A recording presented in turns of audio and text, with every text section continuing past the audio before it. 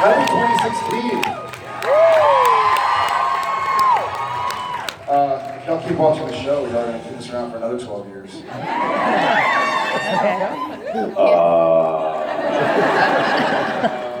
Morning, y'all. Anybody want to say anything?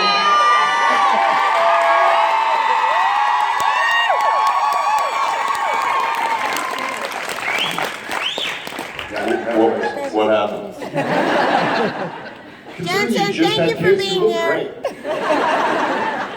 Yeah. It's nice scarf, it's slimming. Slimming. Vertical stripes. Yeah, well, we'll get this out of the way. Everybody's doing good. Mom's doing good. Babies are good.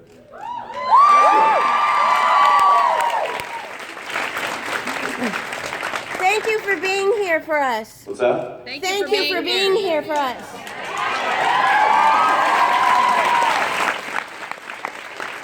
I really didn't have a choice. Yeah, you I told Daniil, I was like, listen, I should probably stay, right? I should stay. You know, it's been 2 days. I can stay. You got to be here for a couple days. I'll just stay. She's like, no, you won't. Give me some space for my kids. In all honesty, though, she was like, no, go. It's a last minute thing. They canceled because she was due next week. So it was like, all right. And then we only work, I think, Monday, and then we're flying back Tuesday for the rest of the week. So I was like, all right, well, if I was working all this next week, then maybe I would have stayed. But I'm like, you know what? I'll be gone for 2 days and I'll be back. So and I'll be back for a long week, and so good. So yeah. Gotta close out the year properly with y'all. Yeah, that was fun. That was cool. We were. It was quite the story getting home. Yes. Just kind of put in perspective, we were working at 10 p.m. in Vancouver, and they were born 6 hours later in Austin, Texas. And somebody decided to come up to me about 8 o'clock in the evening. He was like, "Here's your passport, right?" And I was like, I'm like, Oh no. I'm like, oh no, I forgot my passport. Of course I have my passport. We travel every week. You've never asked me that. Why would you ask me that? It's just stupid. I know exactly where it is. Meanwhile, I'm getting death glares from like everybody on set, like, quit worrying him, he's already worried enough. Like, I'm just saying. He's never forgotten his passport, it's been 12 years. It's like, all right, I'm just saying. I'm like, why would you ask me that? Of course, it's right there in my bag. It's the exact same pocket it's always in. Why would you ever ask me? It's like, I'm just saying, if you touched it today. I'm like, seriously? And over his shoulder, the whole crew was like, And I'm like, I'm sorry, everybody. He's freaking me out. I gotta go back to my trailer and make sure my passport's in my bag. So I go back to my trailer. Guess what's not there? I instantly was like, funny, Jared. I was like, okay, nice. I thought we agreed a long time ago not to prank each other. This would be a bad time to prank. Safe place. And then I quickly realized that I remember exactly where it was, and it was in Austin, in my inside jacket pocket that I wore home last time. Go Jared, yeah? I like my stress in layers. I like to really pack it on. Yeah, he walks back on So the I set. walk back on the set. He's like this. And we're shooting a scene, and we're by a big lake, and we're at a house that we've built, and I'm on the porch, it's like 8 feet up, and I can see him off in the distance, about 20 feet away, and he's like doing the T-bow and like taking it. And I'm like, something's going on with him. Maybe Daniil like went into labor. And then it's like, okay, Jensen, we need you on the porch, yada yada. And he walks up, takes a knee again, and goes, oh, I don't know how you knew. And I was like, you know, we had a conversation half an hour before. I had to shoot a couple of shots, and there was a stunt. And I was like, I don't know what he's talking about. Like, that's kind of cryptic. And I was like, how I knew what? He goes, it's in Austin. And I was like, oh, the passport thing. We did get home. So luckily Nexus passes and whatnot sufficed. So it was funny. The day started And he's usually a pretty cool cucumber, and we've known each other for a long time, and we shoot. We've had stressful moments, we've had surgeries and other births and yada yada, birthdays and weddings and stuff to get to. We start the day, it's like 11 o'clock, and y'all need to thank Richard, by the way, also, because he kind of helped get us out. We start the day. Yeah, we could have very easily been filming until well past midnight. Yeah, well past birth. And we start the day, we're in the Impala, and we're doing like a little driving scene, literally just like driving up to the thing and stopping and getting out of the car. And we're sitting there, and like the scene is we're following another car, and they get out of the car, we get out of the car, and Misha gets out of the truck or something. And so there are a few moving elements, right? It's like you have to, and action and action, the Impala, and action the truck. Okay. And it doesn't go perfectly the first time. And so we're sitting there, we're back at 1, and I'm checking emails on my phone. We're sitting in the Impala, as we've done for thousands and thousands of hours over the last 12 years. And it's, they say a good sign of friendship is when you can be silent around each other. We're silent around each other a lot. He's got his stuff he's got to get done, and vice versa.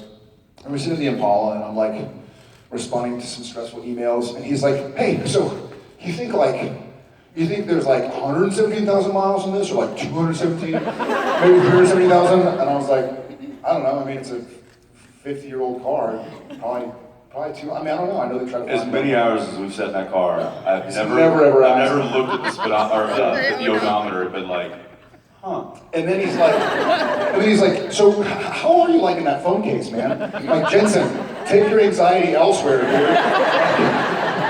It's gonna be all right. You think this is hand stitched? You think it's original? I'm like, shut up, dude. Like, through emails, it's gonna be fine. And then he's sitting there like, why are we not rolling, guys? Picking up the walkie. Are we rolling? Guys, are we rolling? Like, when is it gonna be action? I'm like, let me take No, I just picked the one. It was like, twins. That was code word all day. That was the word of the day. Whenever things were going a little slowly, or we were goofing around, which happens a lot. It was like, twins. Oh yeah, right. I'm like, back at it. But happy and healthy and safe and sound.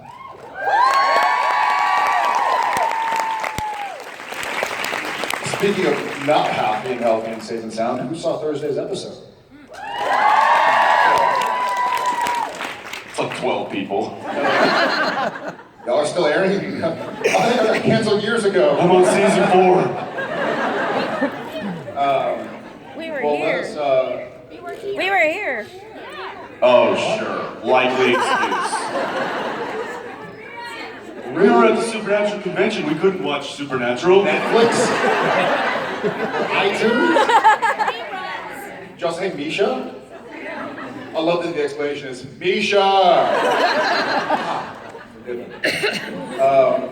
anybody, before we just sit here and jibber jabber, did anybody have anything they wanted to say or shout or ask? Yes. I was wondering how they filmed the scene where they took the blowtorch to your son.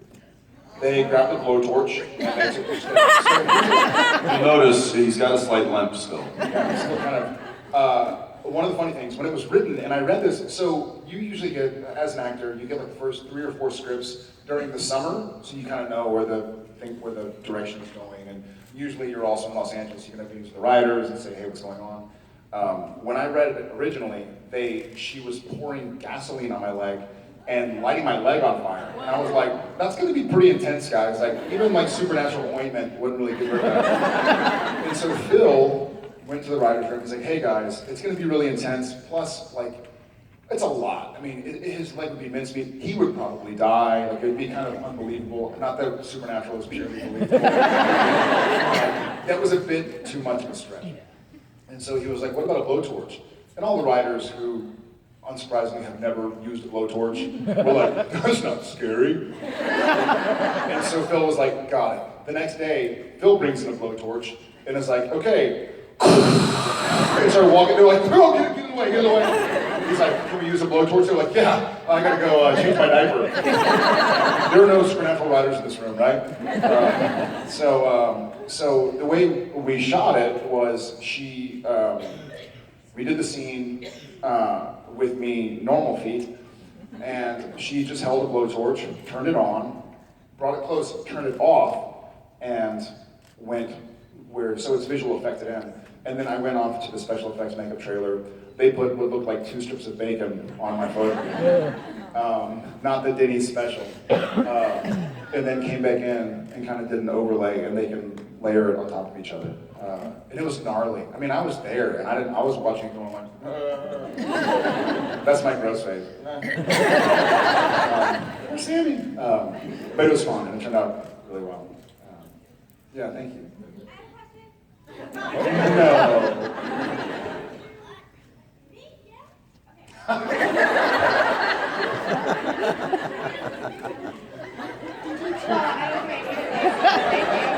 gonna go ahead and report this anyway because I think it's fun.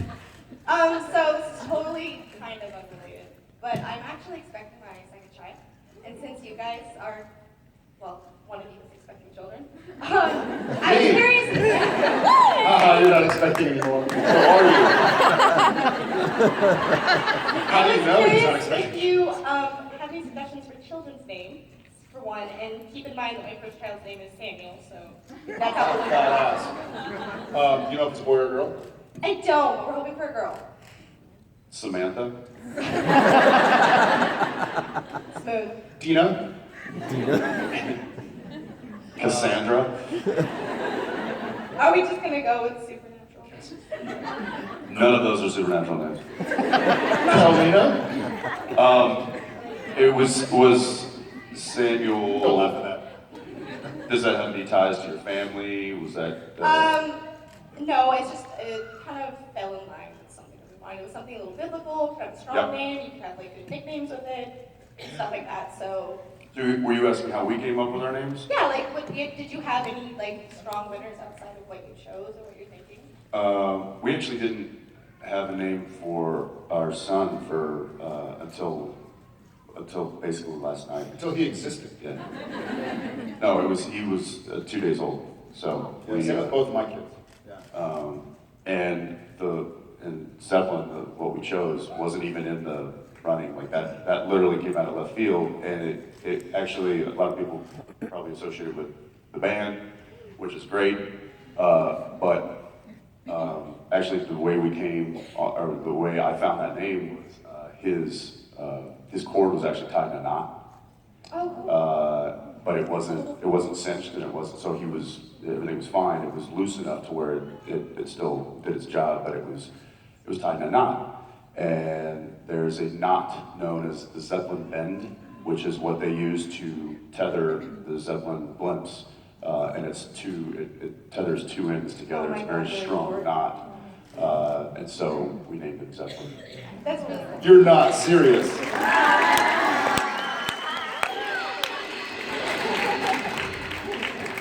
So I would say unless you have something that you really love, unless you have something that maybe means something, it's family, it speaks to you, maybe try to find something that is relatable or has some kind of cool meaning, or just throw a dart at a dartboard with names on it.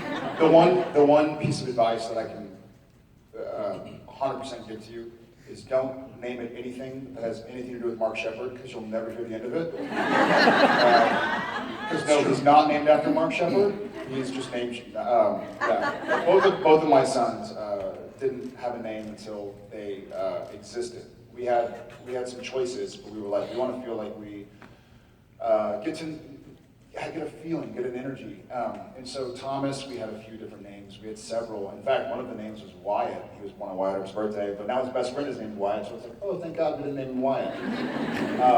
With Shepard, it was really funny. He came out, and it was a natural birth and a rental home in Seattle, and it was like this beautiful moment, and everything went perfectly, and Tom had been such a difficult birth for Jen.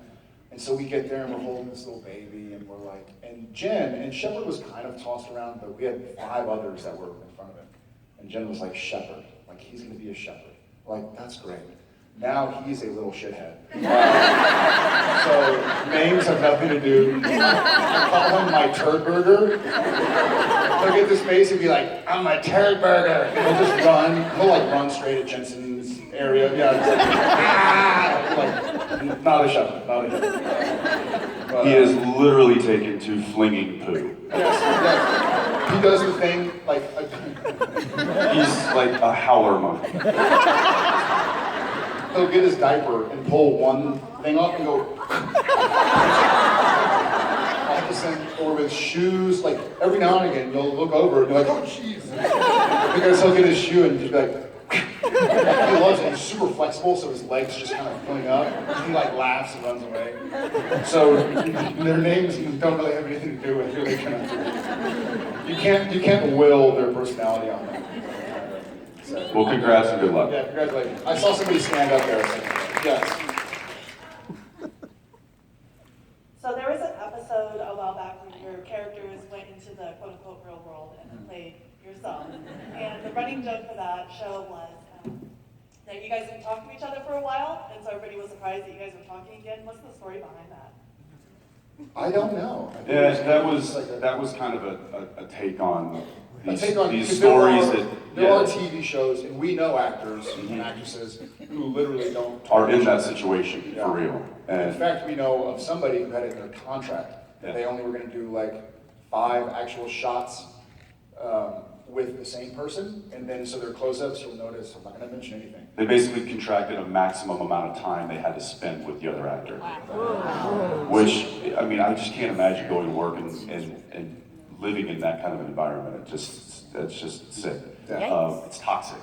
But, so it was kind of us poking fun at people that actually do deal with that situation. We thankfully don't deal with that situation in real life, but some people do, and that was us making fun of them. Yeah, it was a nice chance to make fun of not just ourselves, but the Hollywood culture in general, and like, paintings of yourself, and alpacas, and Yeah, all of that was kind of stuff that either is, rumored or actual stories of, people in the entertainment of people in Hollywood. So it was us kind of, taking the piss out of that. Yeah.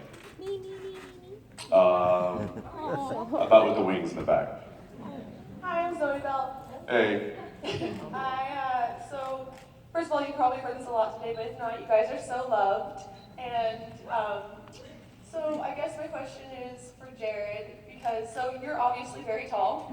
And so like, you know how Sam has to fall down a lot and he faints a lot? sucks. Correct. Long way to go. When you stand back up, do you faint again because the drastic change in I do. altitude? It's also, I do. I get woozy. What's more surprising is the temperature change. Everybody makes fun of me that I sweat, but I'm like, heat rises, guys. It's hot up here. So it's actually funny you ask, because we'll do shots where I have to like get up off the ground, and the camera will be set up in such a way. In fact, it just happened on Thursday night. I'm in a fight scene, and I'm like laying outside in the grass, and it's raining. And they're like, well, we need you to get up and stand up. And I was like, well, okay, that's fine.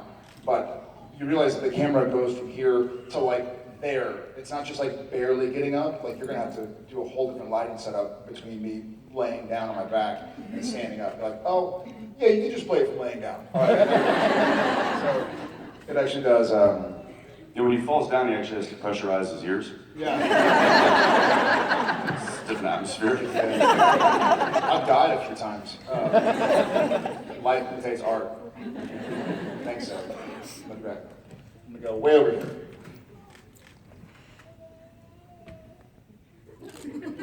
Easy for you to say. Okay,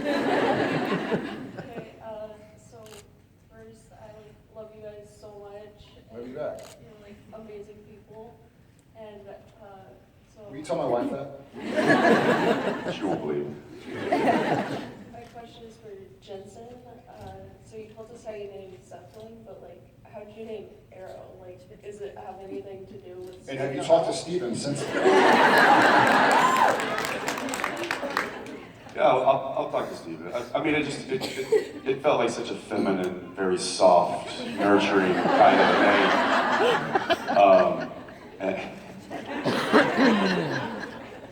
No, I like that name, and she liked that name kind of from the get-go, and that was in the running, and then we kind of waited to pull the trigger on both of them until we saw them. We had some others for Zeppelin, but that Zeppelin came out of left field because that was the whole important thing. But Arrow, we knew we was a front runner, and I think we just we wanted an A, just kind of like an AA. So that kind of started it. I don't know, Arrow was just kind of out of left field too. I liked it a little different. I think when you have parents named Jensen and Daniil, you gotta kind of keep the trend of odd names. So that's what we're trying to do. What's that? The Boa. Yeah. So he was 1 minute in front of his sister. So he's not the baby boy. What? Actually, you know what? I'm gonna go right there. Yeah, you've had your hand up. No, right behind. Yes. No, the little one. Yeah. The youngster. My question is for Jared. Okay. I found him. What's up, buddy? Happens to me all the time. All the time. That's why I make the writers write down my words I have to say, because I forget everything. How about a question for me instead? What is your favorite part about being dean? No, he's talking to the real dean. He doesn't even know what Gilmore Girls is.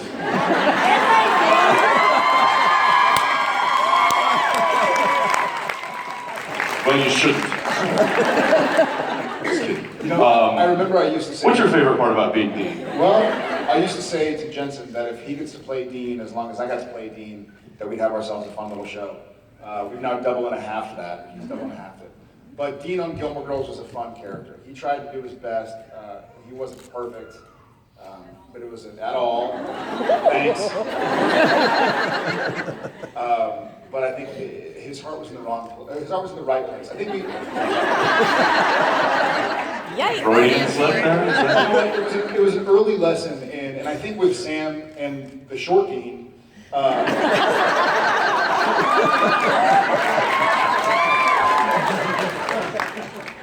don't have to pressurize my ears. We've seen how sometimes your heart being in the right place, you still can make a wrong decision. I think I got an early taste of that with Dean on Gilmore Girls because he obviously made some mistakes, but I believe that he was a good person. At his core, he just didn't really know how to go about doing it. And so it was an early lesson in what kind of we've been able to expand on in Supernatural. So it was a lot of fun. I like your shirt, man. I'm way over here. Who's the over-hearist? Anybody over? Yes. How was it working with Rick Springfield?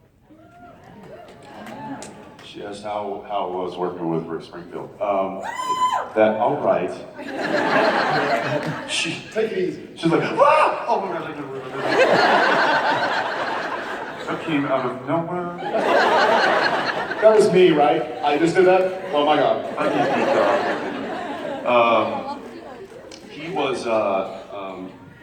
He was great.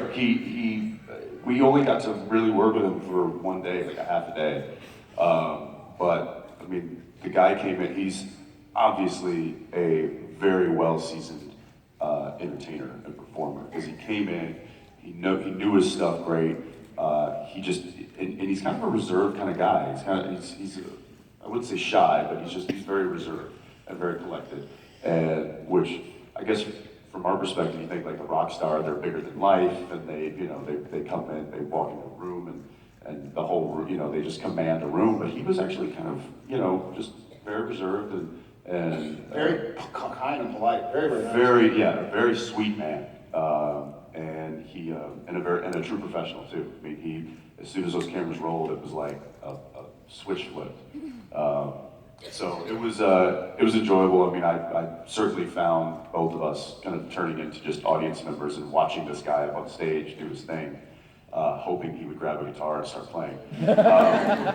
But yeah, it was great. I wish we'd have gotten more time with him because he was a sweet man. Yeah, and I think he had a huge shoes to fill.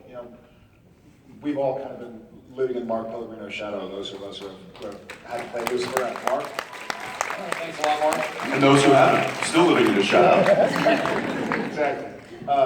but a character that's been so defined and developed by other actors, it's difficult to come in. I think that day when we shot the scenes from last episode, for those who haven't seen those yet, he had just flown in like from Milan from a tour and was like, had a page and a half of a dialogue that was essentially a soliloquy, and then a fight scene. Like that's difficult for somebody who does this day in, day out. Not to even speak for somebody who's flying in because they're also a professional musician on tour. So he really is a rock star of a person. Yeah, he earned our respect very quickly. Big time. Yeah. Okay, red dress. My question is for Jared. My question is for both of you. Have you guys actually attended or seen an actual autopsy? Because you guys have a lot of scenes where you're like poking around in a dead body. Back away slowly, Jensen.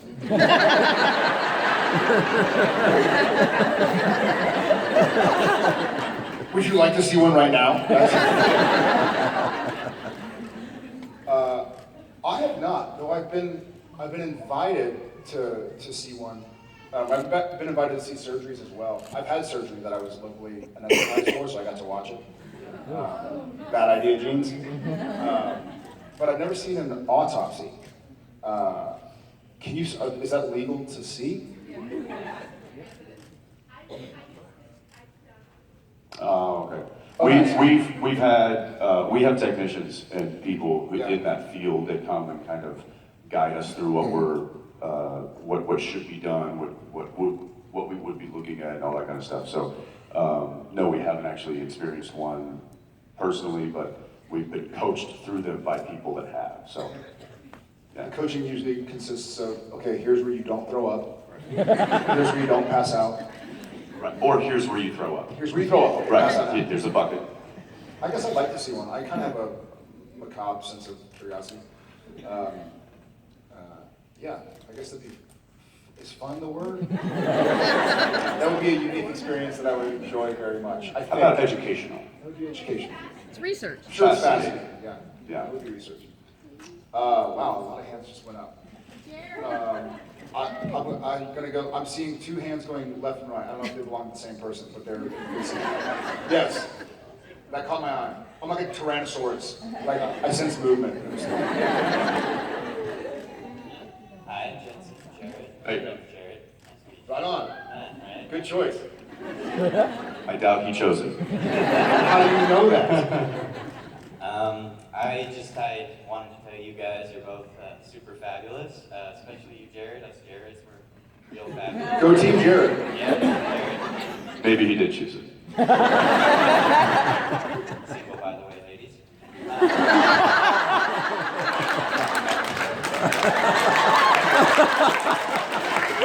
It's not this Jared, but it is Jared.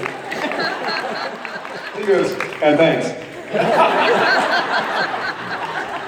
don't want to hit the people in front of me, otherwise I would. But, No question. Just heard there were a lot of ladies in the room.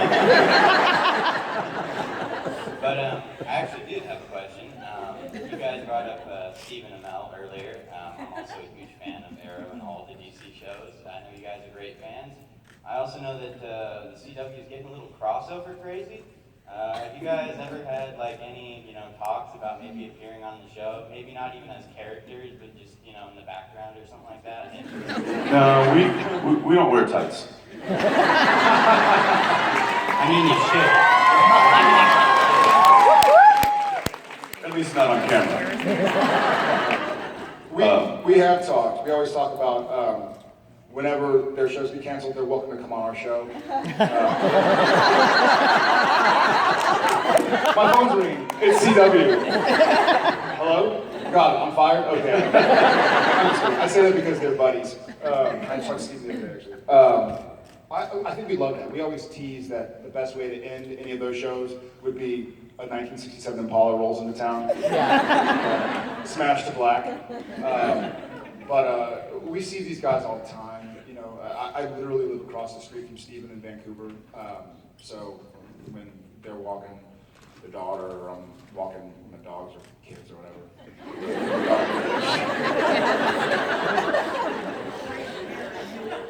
Another phone call. Yes. Just Child work services. faces. Going to prison? Got it. I don't leash my children. It'd be a lot of fun. I think logistically.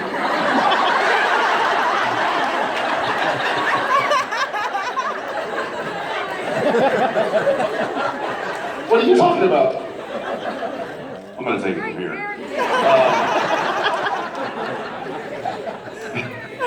The good thing is there's not a whole lot of shows that we can cross over with. I think that, and I say that because though it sounds like a cool thing, and it probably is very cool for the fans of those shows, knowing those guys and knowing the people that work on those shows, it is a logistical nightmare for them because they're not, it's all separate contracts. So if Steven films until midnight on Arrow, then he actually could start working at 4 a.m. on Flash, and there's no union regulation that says he gets to have a 10-hour turnaround or something. He literally just has to work and work, and it's also to have that many characters on that many different shows with that many different productions going on, and then to logistically have them all be at the same place at the same time. I've just heard it's like made people go insane. So we're just quietly off doing our own thing, not having to deal with any of that. We kind of like it. We're just over in the corner having kids. Yep. We're just building the next Hunter army. No big deal. Speaking of which, I think that's it for right now, guys. We'll see y'all later. Love y'all. No awe. We'll be back. We'll be back. We're gonna meet some of y'all, take some photos. Thank you, guys.